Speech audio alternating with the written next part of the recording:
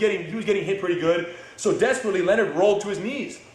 The zombie jumped on, put the hooks in, got his hooks in, and went to flatten him out here on the back mount, but wasn't successful.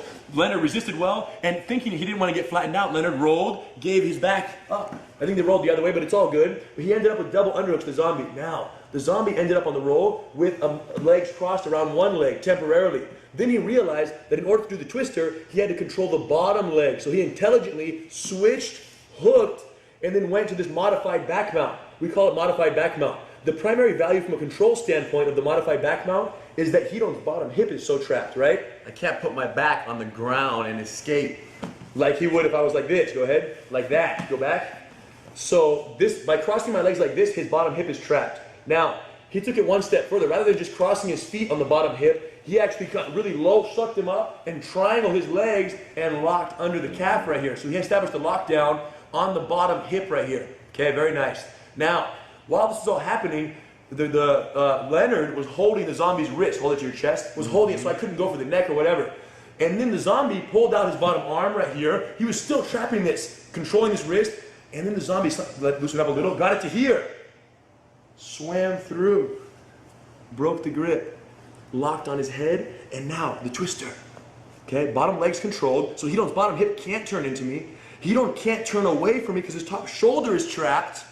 Now you pull here, by stretching my pelvis this way and pulling the head. You can do it on the neck, which is where his was, below the ear, or you can go on the crown of the skull right here for even more neck crank and cervical twist.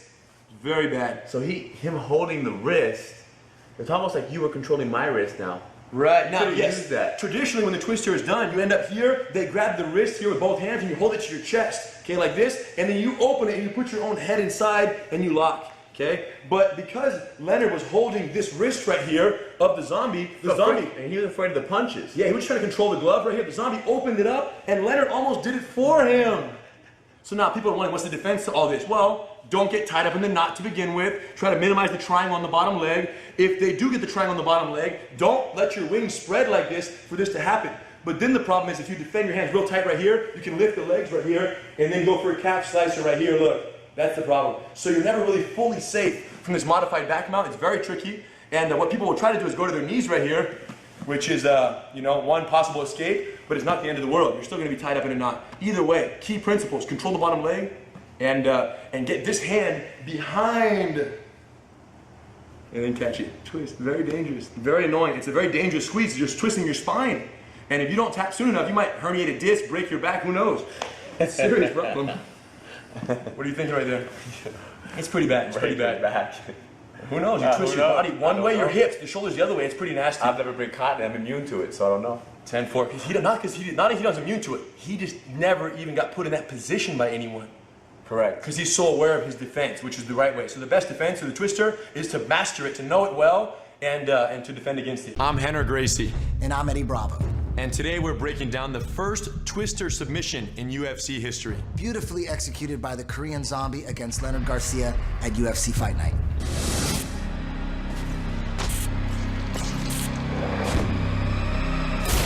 So it was round 2. The zombie was laying it down. Yep. Oh my goodness. Leonard Garcia was on his back in open guard. The zombie was standing over him. At this point, he has two options: turn in or turn out. He chose to turn out. Bad idea. When he got up at this point, the zombie got both hooks in and double underhooks. The zombie wanted to flatten Leonard out belly down, which would have been great, but Leonard didn't let it happen, very stocky guy that he is. So they rolled over and they ended up belly up right here. And this is when the twisting began. At this point in MMA and in Jiu-Jitsu, this is the be-all end-all. You're on your opponent's back, you go for the rear naked choke. He's trying to spin into me, trying to get into my guard. I'm trying to maintain back control. But in MMA these days, it's getting harder and harder to get the rear naked choke. So now there's options. And the option that Korean Zombie chose is the twister. The twister is a lot like back mount, but it's, instead of having both hooks, I have one hook and I'm off at an angle. And I'm still attacking the neck, but I'm going over his arm and attacking the neck here. right now, my lower body is fixed at a certain twisted angle towards you guys. And what Eddie's doing by trapping my arm here and pulling my head is he's literally twisting my upper body in the other direction. Listen, to be clear, my friends, some of you are watching right now and they don't fully respect the pain that I'm feeling. Come back. You know when you were a kid and you got the doll and you twisted it off of its axis and it broke? That's what he's doing right now. He's twisting the cervical space. Everything's messed up in here. So it's very uncomfortable, very dangerous. In defending against the punches and the choke, Leonard Garcia held Korean Zombie's right arm out, which made the transition, removing one of the hooks, sinking the other hook in deeper, made the transition seamless and easy. And he ended it with 1 second left here. He set up a twister, it looks like. He is! He's got a twister! Oh! Final seconds of the round. He's got it! It is! Oh!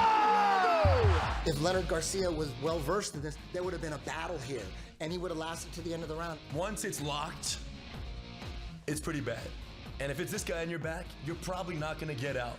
But if it's anyone else, and it's in the second or third round, and they're sweaty, and things are slippery, when this lockup or this process is beginning where the hand does get isolated, which we never wanna let happen, but if the arm does get isolated, there is one last minute, what we call emergency escape. And that would be dealing with this. Look at this right here. Look at these feet right here. That hook is messing everything up for me. What I do is I take my free leg, I stomp on his shin, keep it tighter, Eddie. I unhook this. And now the twist prevention capabilities of Eddie's legs are lost. At this point, I can easily face and remove my leg. Chan Sung Jung by submission! Somewhere Eddie Bravo is very happy. So there it is, my friends, the first twister submission in UFC history. And it won't be the last.